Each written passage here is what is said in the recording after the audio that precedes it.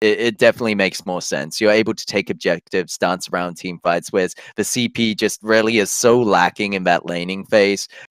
You get blocked out by minions with your forward barrage, first of all, and then it's very slow at taking objectives as well, and it's kind of harder to CS. It doesn't mean you can't, but it's harder. But looking at these team comps here, we do see the fact of Renegades. They had an option to go for a similar play style to what Ace went, but I'm just thinking that is not Renegades. It doesn't feel like them. They've gone for an aggressive approach by picking that fortress at the end there, that they're very much going to have to play alongside the attack of the pack when engaging or re-engaging into team fights to counter. Yeah, well, Fortress is a strong pick just in general. He's really good in the jungle. You can get Aftershock either into Tension Bow or into Storm Crown or into Broken Myth or Dragon's Eye. Both can work really well on Fortress. And you then go for a bit of tank, try and sustain, and try and be the initiator for your team. Vaya isn't a very dive-heavy hero, so they're not going to be diving that hard. But obviously, Grumpshaw and Adagio can work quite well with a dive. I am excited to see SNK back on his captain Adagio. Loves to play it. It's going to be War Treads, Crucible, Echo, and 3 Dragon Hearts. That was his old build. Whether he's going to keep that for this game, I'm not quite sure. You might switch it up. You might go back to a more standard build, maybe with a Super Scout 2000. Works really well on Adagio because you get the cooldown, you get the health, and of course you get a ton of vision for your team. And against a most likely CP Kestrel, vision is really important. Yeah, definitely. That will be quite an important factor. I think overall we've just talked about the importance of vision game and vision control, the map control that you need, especially moving into the late game when those objectives come up. As long as you're not in a situation where you're the only one left, or we've seen prior where roams, they had the vision themselves, so they decide, okay, I'm going to go out and try steal this away perhaps or get vision on it, but they end up getting caught out on their own. That's why I think as long as you have the vision, you then need the manpower to back it up to make those rotations. But we will be going into this matchup between Renegades and Impunity, and casting alongside yourself, Minimiter, will be Luxuria. So take it away. Hello, and welcome back. This is the first round between Renegades and Impunity. We saw them face off in the previous week, and let's just see how Renegades will fare, or rather Impunity will fare, going up against a super house like Renegades. So you guys were talking a little about draft earlier on, and for me personally, I'm pretty much liking what Renegades is pulling out as compared to their previous draft. What do you like about Renegades, Luxuria? As we see first blood straight away to Impunity. Impunity, nice vision in their weapon power jungle, which means they rotated to the Gwen, just killed her with a glaive. It's quite simple to actually get that first blood with the afterburn. And so now DefQ against Tesseract. Tesseract is spawning and he's just been killed twice in a row. If the strategy of Impunity is to tilt Tesseract, I would have to say they are doing quite well at that as they get a stun onto SNK. And so I think there might be a little bit of more defensive now. So Luxuria, what do you like about Renegade's comp? I wanted to say, because they are running a relatively tanky comp for, play in for the late game, they might actually stand a chance. But looking at how Impunity is actually rotating, especially picking up that glaive, it is definitely doing very well for themselves. 2 early kills going over to Impunity, but Renegades, of course, with the revenge kill onto Langry, or rather Angry, who die on their Drona. So we are seeing a couple of roster changes coming up from Impunity as well. We will be seeing Angry who die and I Meme coming out for the side of Impunity, and I'm quite interested to see how they will play out. Yeah, Trophy's trying to get a kill onto Tesseract. He's one shot from dead once again. And Impunity, they have got a strategy. It is focus this bottom lane. They're going to try and force Tesseract to get 0 CS, get 0 farm, and just die as many times as possible. With a glaive, that's certainly possible to do. SNK could be caught out. DefQ's trying to trade. SNK has the flask, but the Kestrel does not. Trophies might be able to trade. Yes, he will. Gets that afterburn and now going to walk towards the weapon buff. Hopefully before Shingy gets it. Yep, I think that was onto Trophies on the glaive. Now Shingy is probably going to win this. Trophy's not got an afterburn for 15 seconds. Now Tesseract is back into late, and he is finally going to be able to get some CS, get some farm on the board. I think in the top lane, Gumpture's in a bit of trouble against a 1 versus 2, but he's doing okay, just trying to get those last hits on the turret. Before 6 minutes, there's really nothing you can do in terms of turret pressure. It's just about kills and denying CS. Well, denying CS is one thing, and jungle invades as well. That is what I see a lot of players do pre 6 minutes. When a 6 minute mark actually falls, we will be seeing a lot more team fights. And yes, I do like that about Impunity. Renegades comp, but it is just down to how they are playing. Like I request Joe actually mentioned earlier on, this really doesn't feel like Renegades, because Renegades don't generally go for the double tank, but in the top lane. Yeah, Iron Gudai is low, and Aeon is going to ask, so Bona has to jump away. Is okay. Going to have to port home, though, so that is going to be a little bit of wave lost to the turret. No, Iron Gudai looks like he's going to try and sneak away a healing tree, and I think SNK is going to go towards it, so no, he's going to have to just go behind his turret. I'm surprised the Rona hasn't decided to port home yet. Into the bot lane, DefQ poking out Tesseract. That is definitely a CP Kestrel with the damage we're seeing on those Galima shots. And yeah, SNK is going to pick up the healing camp. So Iron Gudai not porting, he's going to stick by himself. And now we're going back to the bot lane. Spaghetti's rotated to try and help out Tesseract. Tesseract going to skedaddle out of the afterburn. A great block, so he was never stunned. I mean, he's very low, but he's going to be able to get away under the turret. Lovely pressure from Renegades in this top lane. They're just making sure that they force as much as possible to get away. And no one is in the bot lane for Renegades. Forced to port home was Spaghetti and Tesseract. The Trophy's going to push that wave up. Now, top lane cameraman is not being kind to me at the moment. Iron Gudai under turret. He's going to be able to CS as best he can. So we're seeing very split pressure. And interestingly enough, we're seeing the top lane being pressured on both sides. So Impunity, obviously, with a mirrored map, we see as this bottom lane is actually their top lane. Generally, you see the bottom lane having the pressure, but in this game, it's just been switched completely. Yep, it is, and there might be a reason for that.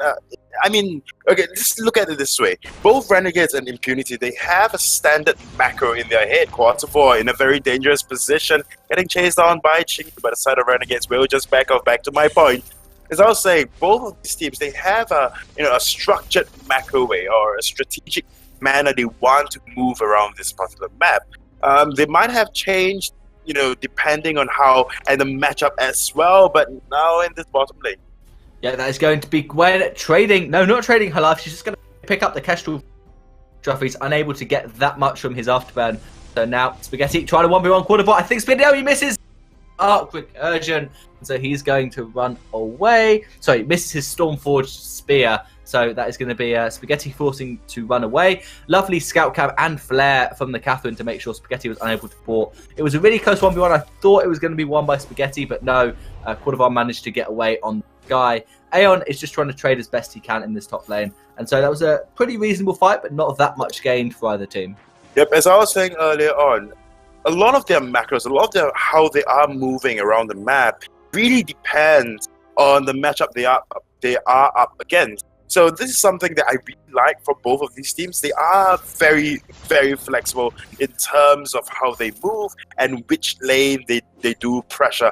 As for Renegades, going up and actually walking past that of Spaghetti, just exchanging pleasantries. Not gonna fight. We're just gonna say hello. I need to go towards top lane. You need to head towards lane. We'll just leave each other to be. And in the mid lane, Kestrel is going to pick up the kill onto Vaya. A nice rotation from DefQ on this CP Kestrel. Now Tesseract trying to 2 versus 1 against Trophies. There's SNK going to join into the fight. That's a dead glaive, and it's going to be picked up by the Fortress. Little charm from SNK. And so now back into the mid lane. This is 3 members of Impunity. We're going to try and push that turret down. We're past 6 minutes, so tier 1 is going to go. And I think the bot lane turret is going to be traded. So a pretty even turret exchange for both teams. Yep, pretty even. But, whatever that's coming up from Impunity, it is pretty much a reminiscence, or I've seen this before in EA versus SEA scrims, where they move in 3s or 4s to take down an objective and immediately just shift their focus onto something else. So if Impunity is actually going through with this, they have to really take note and be wary. Be aware of where they actually put their man, and now Sky will be going down, getting ganked by Chingy and Spaghetti in that mid. Spaghetti trying to get a bit of pressure onto the tier 1 in exchange as previously. Now 4 members of Renegades in the lane. The wave is not there for bot or top to pressure, so it looks like the mid lane is going to be where it's at. Jingy is on the front line, but now there's the silence. That's a lovely silence. After from Glaive on Spaghetti to get the turret. Now, can Renegades run away or trade the fight? They're 4 versus 3, so it looks like they're going to win. Spaghetti, lovely damage. Arc Recursion going to come through, and he is going to survive. A great ultimate from SNK to keep Spaghetti alive. Jingy is going to rotate. Aeon is going to do a lot of damage, but Sky was able to pick up the Gwen on the back line. Now, Quadbot is full health. Can they do the work? Aeon is going to be zoned away using Healing Blast. He's going to switch his focus, trying to get onto corner. He misses this stuff, so he's going to have to run away. Spaghetti has gone to the bot lane. Rona was split pushing in the top, so Impunity are going to get 1 top turret in exchange for half winning the fight. Spaghetti is pushing bot, but I doubt Impunity are going to get anything more unless SNK gets hit by that forward barrage. 1 shot, 1 kill, secures the last hit onto SNK. No taunts for you. You cannot charm anymore. You are dead in the base. And now Spaghetti trying to push. I think you die. Has gone for a second turret on this Rona. He's going to die for it. I think he might even be able to trade his life for this turret. Nope, not quite able to do so. The turret will survive. And in the end, very good for Impunity. Wow, Impunity. I thought that command of yours was for Renegades. I remember one of the show matches you actually said they should actually kill themselves in exchange for a turret. And for the armory, thank you very much. I said you should kill yourself for the armory. Objectives, armory, whatever, as long as you secure it. And what we are seeing right now is just top lane itself, or rather top lane for us, because we are watching from the point of view of Renegades and Death is going down. Lovely body blocking from Renegades. It's a CP Kestrel, so you can't basic attack the turret. She had to land the Glimmer shots, and so they stood in front of the Kestrel, making sure the Glimmer shots were unable to reach the turret. So the turret is on a sliver of health, but it is alive. Now, Ghost Wing being started by Renegades. Every time we saw a team sneak a Ghost Wing, they would lose the corresponding team fight and then lose a turret. Renegades clearly noticed this, and they're just going to look like it's going to back off. Angry Die is saying, no, Grumpjaw, you're not going to push down my turret. I think it's a crit Rona based on the amount of damage that she was just dealing there to the minions. And Amimi is being chased a bit by Chingy. Renegades rotating as you were saying, looking for someone to try and catch out. But Impunity noticed that and they're looking to back away. Probably. Nope, Amimi might be caught out. SNK is going to get the slow. A good stunt on Chingy. Meanwhile, in the top lane, Angry Die is pushing Aeon very far back. I think that's probably going to be a turret going down. Kestrel is there. She's not being jumped on yet. Shingy has no idea. There's the ultimate fortress. The wolves have come through. Spaghetti using Arc Recursion to cancel his ultimate. And that is some lovely plays on the Via. He's going to trade his life for the Kestrel. And now that's going to be another hero kill in the mid lane. Meanwhile, Angry Die trying to push. He's going to get the turret. Is he going to be able to get Aeon as well? After he gets the turret, no, Aeon is able to trade, but that is worth it. This is a split push Rona as we see the Tornado Sugar being picked up. So that is really good. In the mid lane, it looks like that turret's going to go down in the end, and so Renegades probably get the advantage, but they did lose a tier 2 top turret. Well, I mean, for the entirety of the game, we weren't saying Angry Die at all. I mean, his presence wasn't felt in any form of team fights, whereas you saw Aeon 222. Although he went for the max creep build, you would think that Aeon would just want to push down turrets, but he knows where to be at what place. I mean, having the man advantage in 5v5 is definitely very, very dominant. Trophy's getting rooted up by the Treant, and so he's going to try and run away. Spaghetti going to get bursted down by Cordovar. Can he land one more forward barrage? Getting up. Stormforge Spear, dodging around the sky, making sure those 4 barges do not land. And so, lovely plays. It looks like Renegades really want this Ghost Ring. They've tried it. It's the 3rd time they've started it up. Impunity have been contesting them every time, making sure they cannot get the gold lead, cannot get into this late game. But with 1 member down, I don't think Trappies are going to try anything. Looks like it is going to be secured by the Fortress. And Impunity, if they wanted to fight, they'd have to do it immediately. Now they've let Renegades regenerate, and so it's going to be good for Renegades in the next fight. Rona trying to steal away a camp from Grumpjaw, it looks like, not actually trying to fight him. And so that's good for Renegades. Well, the side of Impunity, they are definitely known for, just going hard and being very, very, very, I want to say, I cannot find a word. What's the word?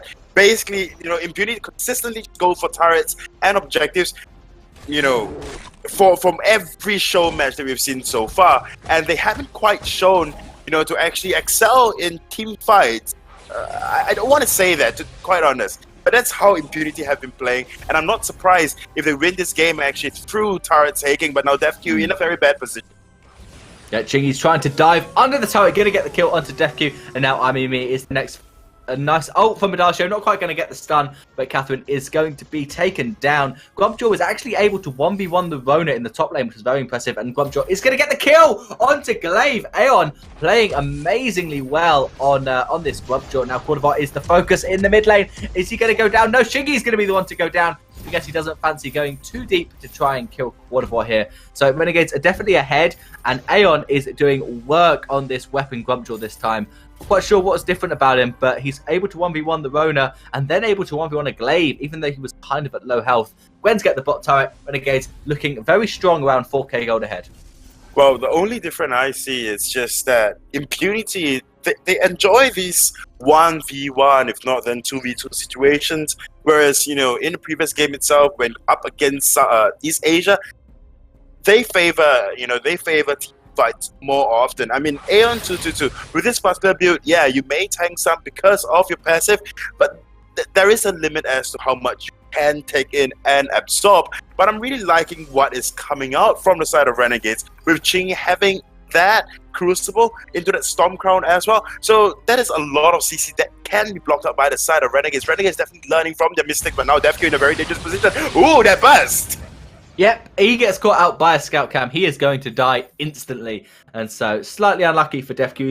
He had vision of, but he got caught out. So now, Renegades looking around the rise, seeing what they can get. And they see a Glaive who's just been no-wave. SNK has changed his build. He's gone for a no-wave gauntlet on Adagio. That was something that I was talking about, thinking maybe they were going to go for it, as Aeon, once again in the top lane, 1 versus 1's a Rona, and that shouldn't happen, especially with a split push Rona. So Aeon is playing extremely well on this Grumpjaw. Actually, looking, he's got attention mode, he's got tier 2 armor, as you can see on the build. So that's why the Rona is just not able to 1v1 him. He's so tanky. Spaghetti is going to go low. He's going to go down to this CP Sky. Cordovar playing the Sky quite well. Meanwhile, I think Grumpjaw just split pushed down a top turret. And this is rescue from Renegades. They've got Grumpjaw on the top lane, and now they're also trying to take down this Ghost Wing. Druffy's is just waiting in the bush. We see how it goes down. Aeon is going to go low. He's going to boot away. He's going to be fine. He's going to get away. Ghost Wing was secured by the Fortress, and now there's a fight going on in the top lane and around Ghost Wing. A kill going over Kestrel in the top lane, and Gwen down here. And so now Fortress picking up the Catherine. In the end, 2 kills traded on either side, but Renegades importantly got the tier 2 top turret and the Ghost Wing, so they are certainly going to be happy. Just so much damage coming out from Chingy on this Fortress with the Storm Crown build. And Defq once again taking a lot of damage. May just be caught up by Tesseract once again. Yep, there's going to be a buckshot to make sure Tesseract secures the kill onto Kestrel. It's really nice. Gwen does so well against Kestrel. You know where put the buckshot, he gets exposed, and now we see Rona trying to do a sneaky split push. No, he's just going to prime port home, but the bleed means that Spaghetti's going to catch him out. Angry Die is dead. He's going to try and run. He boots his away. He uses into the fray, out of the fray. Spaghetti says no. Just going to catch up and burst him down with those Dragon's Eye stacks. Wow, I already see 3 items on Spaghetti. Doesn't look like he's got that much defense, but the Black Claw has been unleashed. So I think Renegades are going to try and either push for the win or probably just for the armory with this push. I mean, 54.8k, 9k over to 48.7. Renegades definitely look very, very strong from minute 1. And looking at the build itself, we are seeing Spaghetti almost going very glass cannon-y.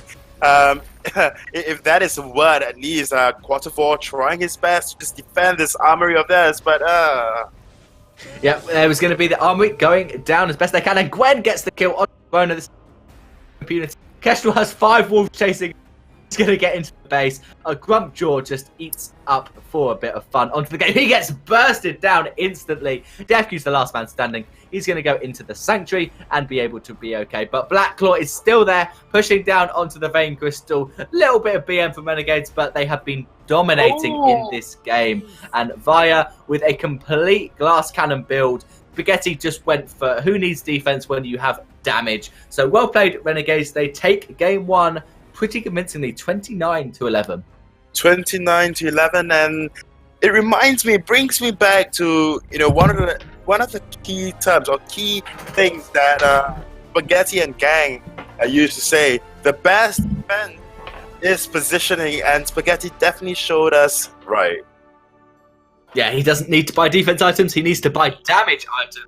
So well played to both of the teams. But yeah, SNK, he went for here a pretty standard build for him, I guess. Basically, he clicked on health and then said, how much health do I have? I want a little bit more health. I'm going to get a Null Wave. Slumbering Husk sounds good for health. Ogre Jewel, what do you think? Well, what do I think about that match? That looks like the Renegades we know, love. Definitely, Impunity in the draft phase allowed Renegades to pick up the Grumpjaw and the Gwen alongside each other. You saw just in their own rights how well those two heroes did. And then the overall team of Renegades performed excellently in team fights. And that brings me to the point that Luxuria brought up about Impunity. They understand. They've definitely got a good understanding of 5v5. They're able to trade out objectives here and there.